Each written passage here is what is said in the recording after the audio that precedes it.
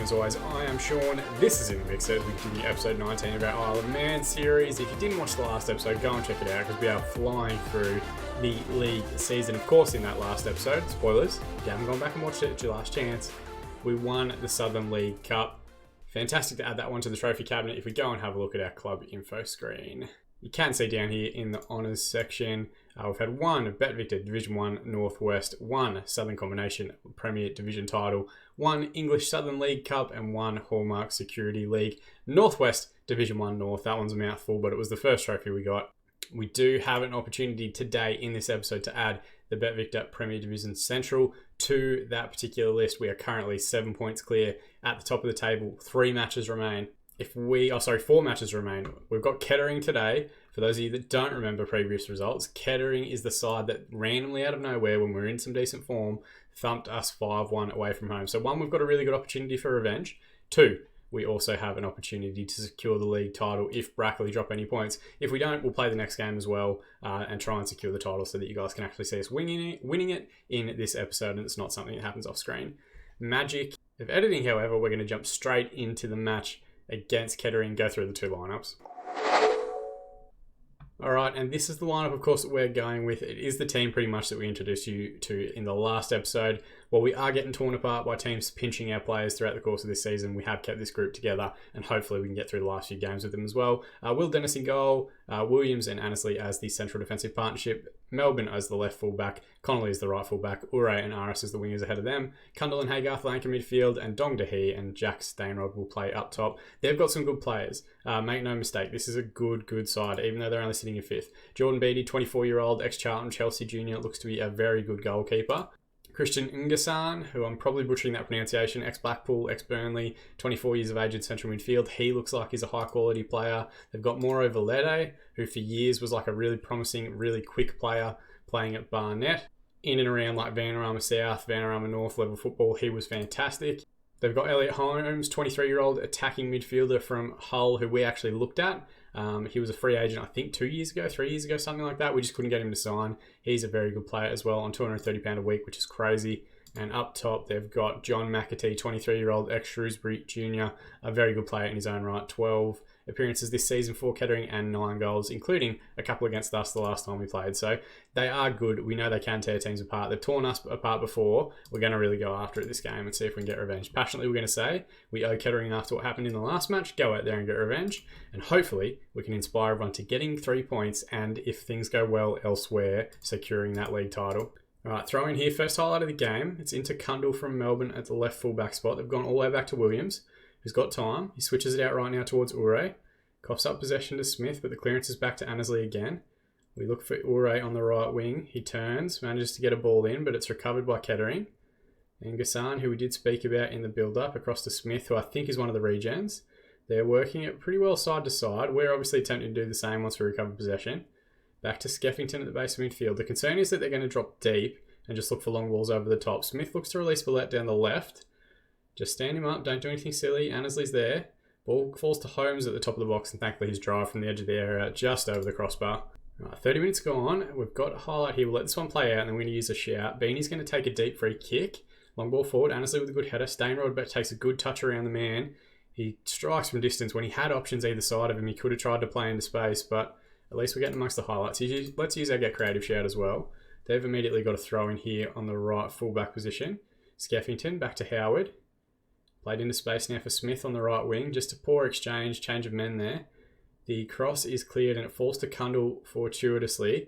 Looks for the switch over the top. Stainrod's got him behind. Can he find the finish? He can indeed. Jack Stainrod's 25th goal of the season. I didn't go through the results from the previous episode, but we have consistently won since that last episode. And you can see Cundall here just releases Stainrod off the shoulder. He times the run well. And once he gets goal side, it's tough for defenders to catch him. And he just pokes that one home near post. Keeper comes out, makes himself big, but can't get there in time to close down the angle. And we go a goal to the good with 10 minutes remaining in the first half. Right, no further highlights in the first half. We've had 10 shots, 4 on target, 50% possession. They've had 2 shots, none of those on target, and 50% possession.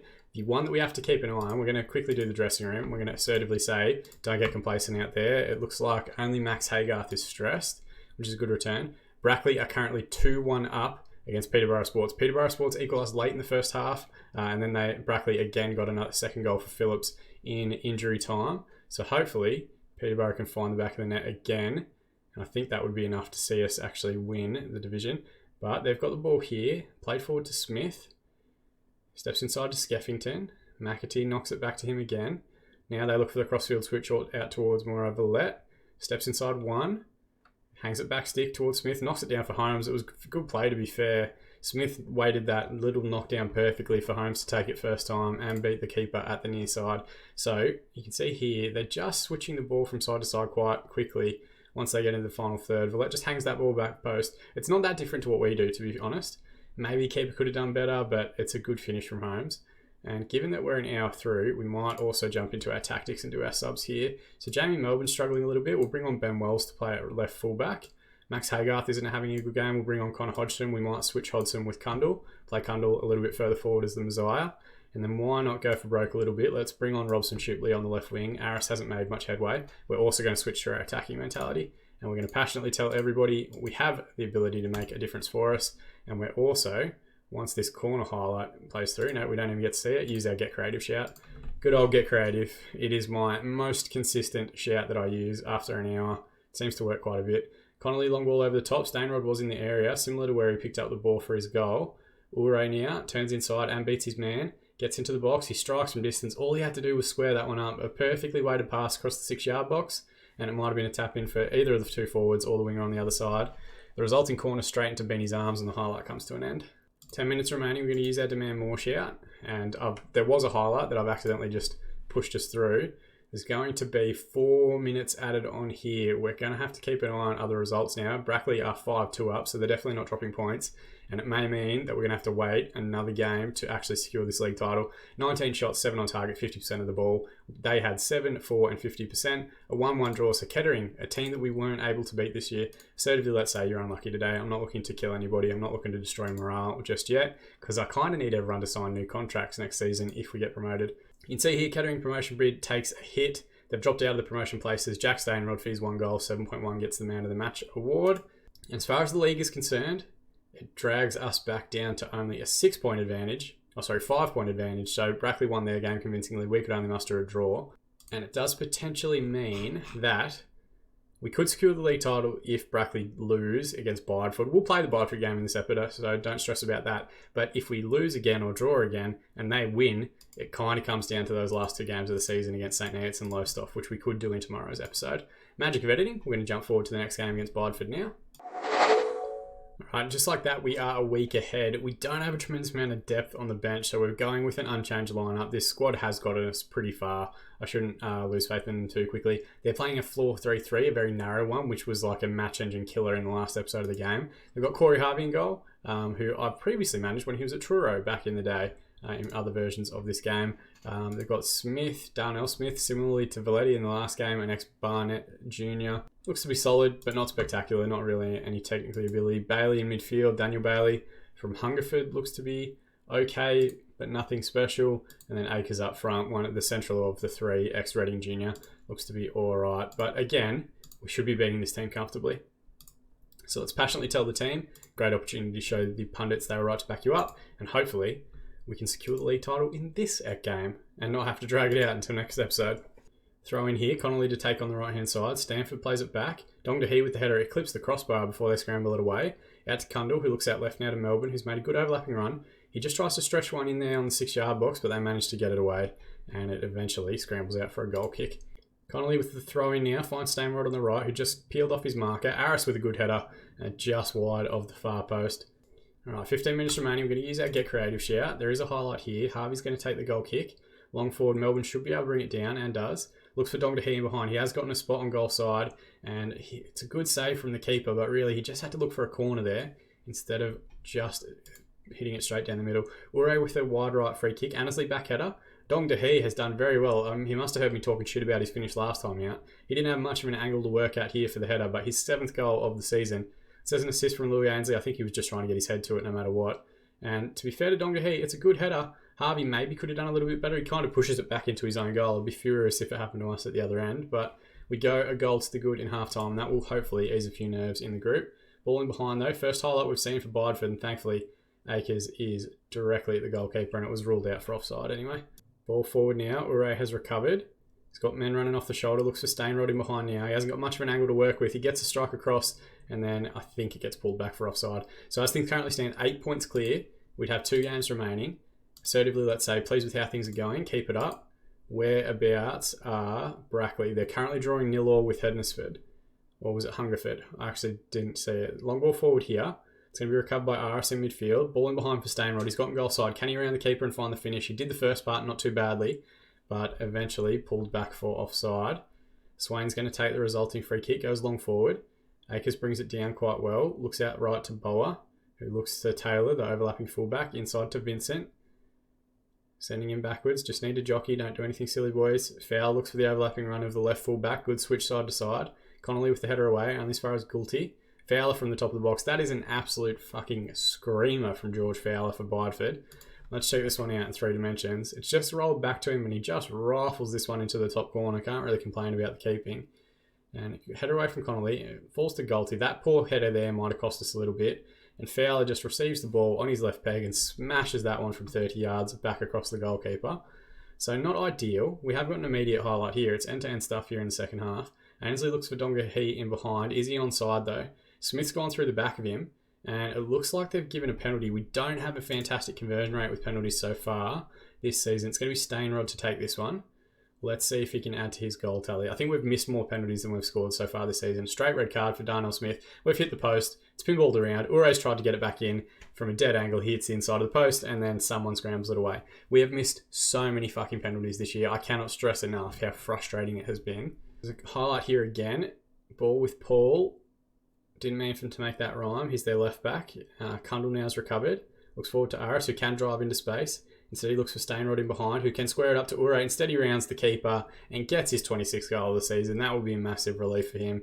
And to be honest, a massive relief for me as well. We'll look at these this highlight in 3 dimensions. It's good work from Aris here. He just releases into space, and Stainrod times the run very well. Once he gets goal side, no one's catching him, and he rounds the keeper and passes back across the keeper again into side netting. Just had to poke it home, Jack. No need to be silly. Let's also have a look at our subs here. We've got no one that's really struggling with yellow cards or anything like that. Reece Williams isn't having a good game. We'll bring on Udoka Chima. I don't know why I said Udoka Chima. That's a completely different player. We'll leave Jack Stainrod out there because I don't have a striker on the bench, but we'll give Luke Kundal a bit of a rest. We'll bring on Hodgson. Let's hold on to the last sub for the last 10 minutes or so. And let's see if we can use our Get Creative shout and give ourselves a bit more of a buffer here. It looks like Brackley are currently, as things stand, winning 3-2 against Hednesford. So it would mean that it goes through to the next episode unless Hednesford can find an equalising goal. Ure with the ball now. Out wide right to Connolly. Ball in behind towards Stainrod. Can he find a finish here? It's a good save from the keeper, to be fair. But then Dongahe, the fox in the box, first one there. Harvey got down low to save the initial effort, but could only push it in the path of Dongahe, who poked home into an empty net. His second goal of the game and 8th of the season since signing late on in the year. Good run here from Stainrod. Takes the touch around the defender well. Looks for the far corner, which I guess is to be applauded. Harvey with a good save, and thankfully Dongahe on his toes. First man to it, passes into the empty net to give us that 2-goal buffer and kind of get rid of some of my pit sweats. They're doing it for the boss at the moment. Connolly feeds Stainrod into the channel again. We're getting good success from that side. He just needs to stop making stupid decisions and shooting from dumb angles. A cut back there, or a ball to back post, and we would have scored, no doubt. Ure with a deep ball in. Annesley was in the area. He's good out of the air. He hasn't scored yet, I don't think, for the team, but very good from these set-piece scenarios. Ure is going to take the resulting corner. It's towards back post. They do manage to scramble it away, but they've got no one in front of Fowler at the top of the box. They're definitely leaving men behind the ball. Let's go demand more for the last 10 minutes. Just get ourselves some focus and hopefully carry this through to a good win and a good performance. Annesley with a back post header again, and it's blazed over. 4 minutes to be added on. I don't think there's going to be too much else. The referee calls full time. In the end, Bideford 1 goal. George Fowler with an absolute screamer. They finished with 10 men with Darnell Smith sent off in the 50th minute. 4 shots, 3 on target, 39% possession. 22 shots, 11 on target, 61% of the ball for us. Let's tell everybody, very pleased with the result and the way you went about it. What happened in the other games? Are we going to see the league title thing come up here? We're not, because Brackley managed to win their game in the end at 3-2. looked like an absolute cracker against Hednesford. So it does mean that 5-point margin will carry on to the next episode, and hopefully we can secure the league title in the last episode of the season. FC Isle of Man defeat 10-man Bideford. Dong Dee with his double gets a Man of the Match award with a 9.0. We're going to praise him and assertively say superb in front of goal last time out. Law wants an improved deal for Stainrod. Let's try and get him sacked. Yep, it's interesting that we mentioned that, and now he's going to leave his agent, which is fantastic to see. It does, though, make it a very simple equation. We've got 2 games left. We're ahead by 5 points. If we get a single point in the next game, we should have enough to get beyond Lowestoft on the final day of the season, secure that league title, and continue our progression up the league divisions, back to back promotions. I think it's pretty safe as things currently stand, but who knows? If we lose these 2 games, Brackley win their last 2, anything could happen. And whenever you boot up the game, whenever you play Football Manager, a form can turn at the drop of a hat. As always, guys, thank you so much for watching and for the continued support on the channel. I appreciate it a tremendous amount. You can subscribe to the channel if you want to be kept up to date on future videos as they're released. You can also follow us on Twitter. The link's just over there on that side. We also do Sunday night Twitch streams, Sunday morning if you're in the UK. Go and check those out over on Twitch. But more than anything, thank you so much for watching. I've been Sean. I'll see you all again in the mixer.